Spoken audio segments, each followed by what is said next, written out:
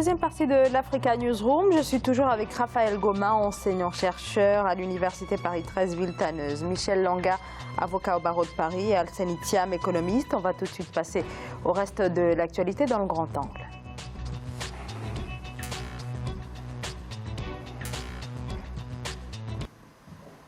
L'opposition togolaise vend debout contre la réforme constitutionnelle votée la semaine dernière au Parlement. La C14, la principale coalition de l'opposition, dénonce une réforme inacceptable. Cette révision constitutionnelle validée par les députés prévoit une limitation du nombre de mandats présidentiels, mais qui permet à l'actuel président depuis 2005, Faure Gnassingbé, de se représenter aux deux prochains scrutins en 2020, mais aussi en 2025. Reportage de notre correspondante sur place, Aimé Fakofi. Abolition de la peine de mort, instauration de la procédure contradictoire devant la Cour constitutionnelle, garantie d'une alternance politique et bien d'autres réformes sont contenues dans la nouvelle constitution togolaise. Adoptée le 8 mai 2019 à l'Assemblée nationale, la nouvelle loi fondamentale du Togo ne fait pas l'unanimité. Le mot d'ordre que nous avons répété, c'est retour à la C92. C'est en aucun cas l'expert constitutionnaliste qui a été mis à notre disposition par la CEDEAO a compris que c'est le nœud du problème. L'Union des forces de changement, parti d'opposition majoritaire à l'Assemblée nationale, estime que les réformes opérées font partie des garanties pour créer une alternance pacifique au Togo, même si beaucoup reste à faire. Le fait que nous soyons en minorité au Parlement est une conséquence directe du boycott d'une partie de l'opposition législative. Et cela ne nous a pas permis de peser de tout notre poids dans ces réformes. Nous comprenons que les populations ne soient pas tout à fait satisfaites, mais notre marge de manœuvre était limitée dans le processus. Pour certains juristes, sur la question de l'impunité du chef de l'État, la responsabilité présidentielle est engagée en cas de haute trahison. Il peut donc être poursuivi pour infraction par la Haute Cour de justice, selon les termes de l'article 127 de la nouvelle constitution togolaise.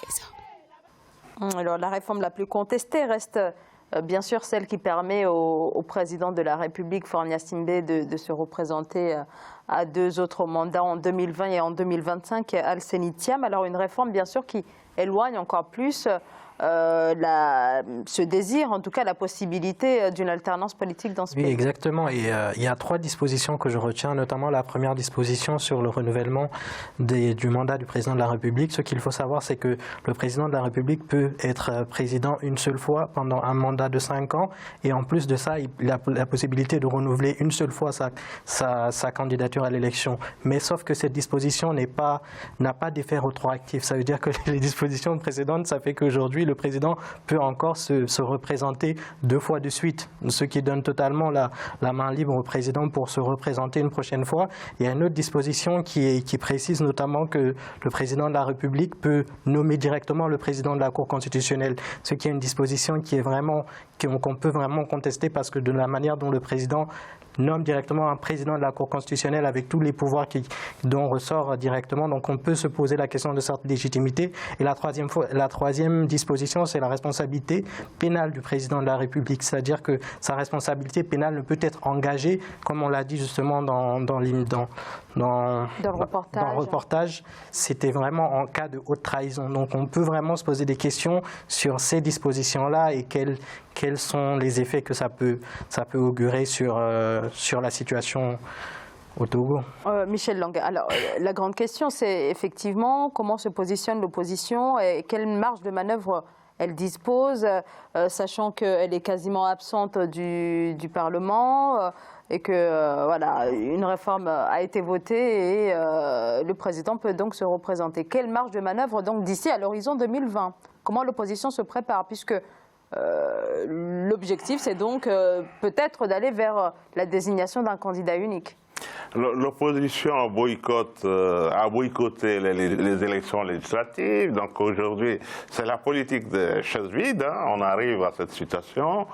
L'actuel président, il est en place depuis 2005. Nous sommes en 2019. Donc là, la réforme, je vais expliquer pour être un peu simple.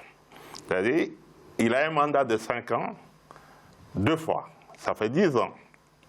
Donc 2020, 2025. Donc il peut se présenter en 2020 s'il est réélu, il peut se représenter en 2025. Donc ça va faire 10 ans. Les députés, c'est 6 ans. Donc il y a risque d'une éventuelle cohabitation. Mais si l'opposition n'y va pas, donc c'est une hypothèse d'école. Mais aujourd'hui, depuis 2005, nous sommes en 2019, de père en fils.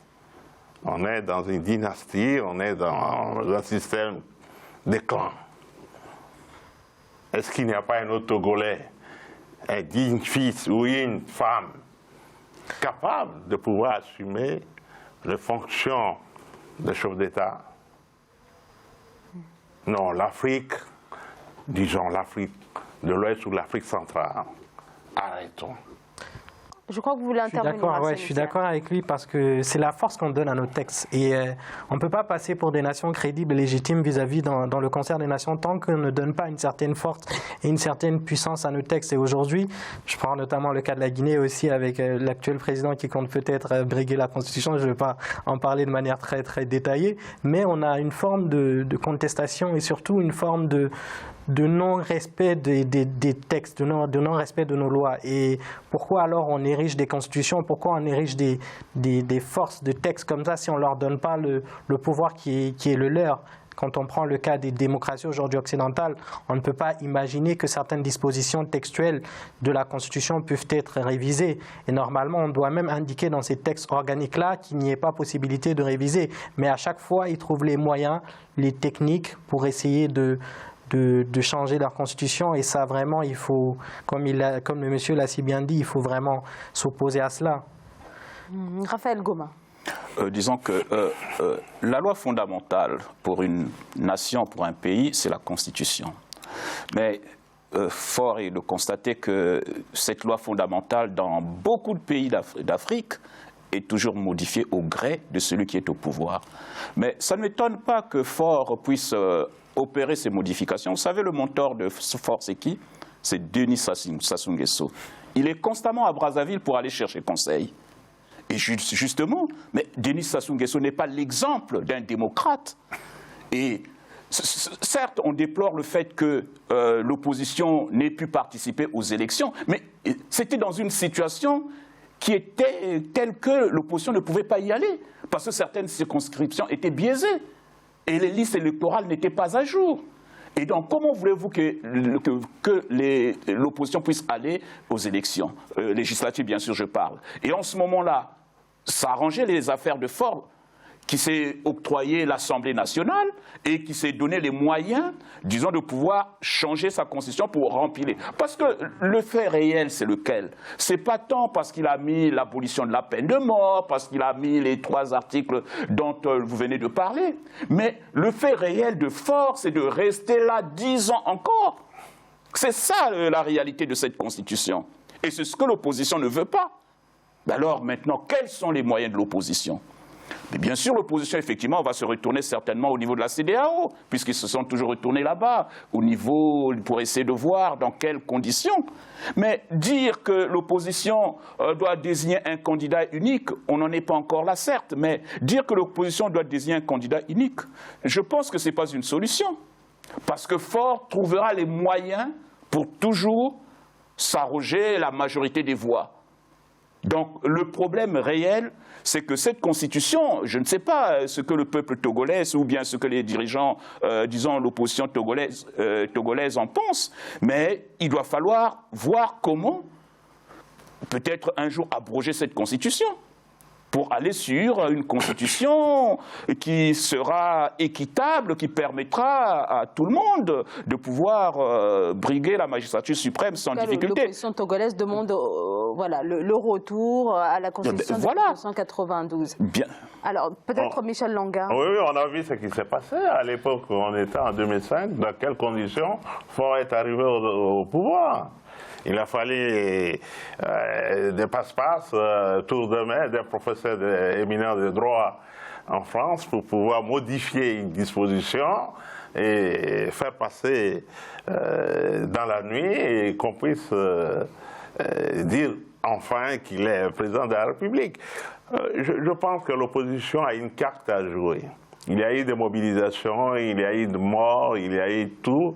Mais nous avons vu au Soudan, personne n'avait prédit la chute de Béchir.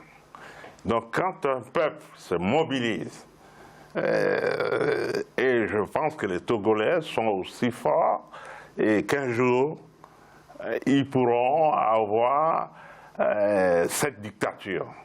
Parce qu'un jour, le peuple dit, ça y est, c'est fini, plus jamais. Et je pense que ce moment, il faut espérer. Il faut espérer. Il y a des juristes togolais qui ont écrit, qui ont habillé la dictature de Faure, mais c'est qu'un régime écrit, un autre défait. Donc, ne soyons pas surpris que ce même texte, peut-être, ne lui permettra pas de rester encore 5 ans.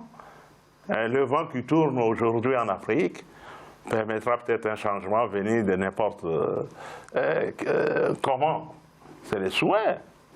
Raphaël Goma. Oui, c'est un souhait, certes, mais bon, disons que effectivement, pousser la population dans la rue, il faut toujours voir les effets collatéraux.